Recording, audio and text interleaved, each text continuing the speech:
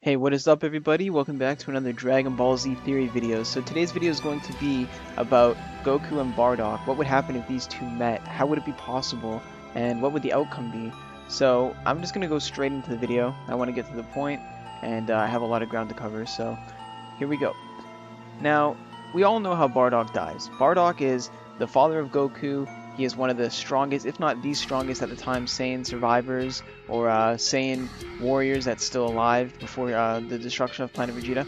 So, with this being said, he decides one day that Frieza is going to be fearful of the Saiyans, and he knows one of them is strong enough to rise up against him and challenge his authority. So he makes a stand, he charges Frieza head on in front of the entire planet after everybody laughed at him and told him Frieza would never do that and you're crazy and you're a fucking lunatic. He charges straight at Frieza, tries to send an attack his way.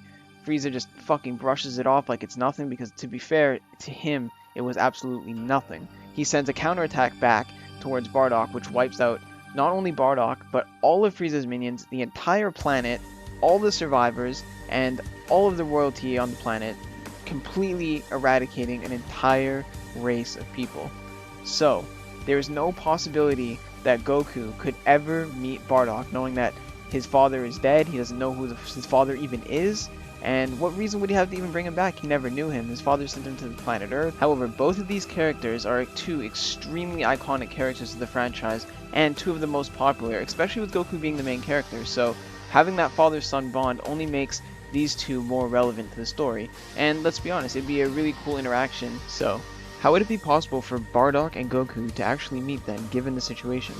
There's only one way that I can see this truly happening, and that is if Bardock was not only able to avoid the attack that Frieza sent, but also managed to allow Frieza to let him live. In theory, Frieza does not actually fear the Saiyans. He does not believe in the legend of the Super Saiyans, so there's a slim chance that he would actually allow Bardock to live. Frieza has shown before that he does keep high-ranking or strong Saiyan survivors to accompany him as foot soldiers, so in the case of Bardock, there's a chance that he would allow him to recover on his ship and then force him to become one of his henchmen. Following the events of the timeline, nothing would actually change in the story. Raditz would come to Earth searching for Goku, only to meet his end at the hands of the special beam cannon. The final transmission Raditz sent would be relayed back to Nappa and Vegeta, who would come to Earth as well to search for the Dragon Balls. After being defeated, Vegeta would retreat for recovery and then head to Namek, and that is where Goku would most likely meet Bardock, as Bardock would not be given the same privilege as Vegeta, Nappa, and Raditz due to his past actions. On the planet Namek, Frieza deploys his strongest soldiers and sends them around to do his bidding and collect Dragon Balls, and also destroy the Namekian race.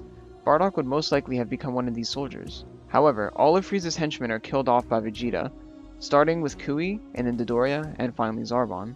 This is when the Ginyu Force is called in to finish the job. While Vegeta is killing all of Frieza's men, the foot soldiers he wouldn't kill would be Bardock, given that Vegeta is a true-blooded Saiyan who lives to become a Super Saiyan and avenge his people, which are the exact same ideals that Bardock has. While on the planet Namek, it can be assumed that Bardock would have an ulterior motive similar to Vegeta's, which would be to double-cross Frieza and make his own wish.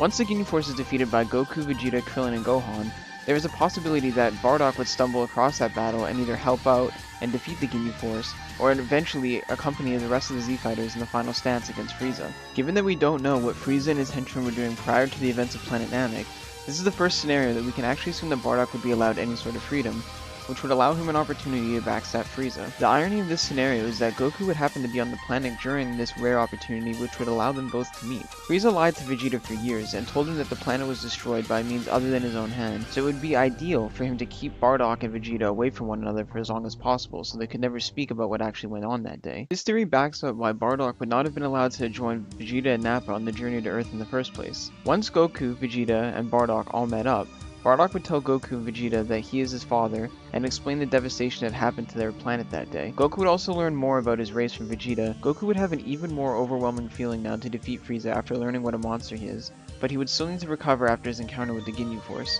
Perhaps in the final fight with Frieza, all three Saiyans would be alive to fight alongside each other. In theory, this would have actually made a lot more sense for the story, given that all three of these individuals had an excess hatred for Frieza, and are the top three Saiyans to want to see him dethroned. Vegeta for not having only his family and homeworld destroyed, but for also being enslaved for his entire childhood under the tyrant Frieza.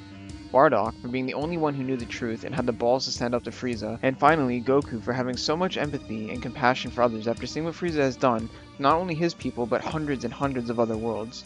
A lot of people often have a lot to say when it comes to what Goku and Bardock would do if they met. But the truth of the situation is that I believe people would be left disappointed. During Goku's final fight with Frieza, Frieza explains that he was once in a skirmish with Goku's father, and that Goku must be the Saiyans' offspring.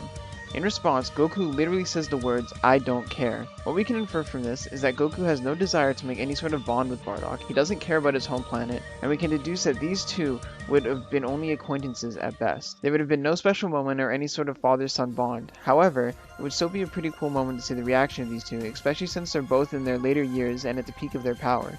Who knows what kind of reaction that they would get from one another, but Goku does not seem to have any sort of resentment to Bardock for sending him to Earth. He enjoys peace, and he doesn't like ruthless killings, so he would not have enjoyed being a Saiyan warrior anyway. Anyways guys, that pretty much wraps up the video. What do you think Goku and Bardock would say to each other? What do you think would happen if these two met? Let me know in the comments down below, and remember to like and subscribe if you enjoyed the video, because I'll be making much more.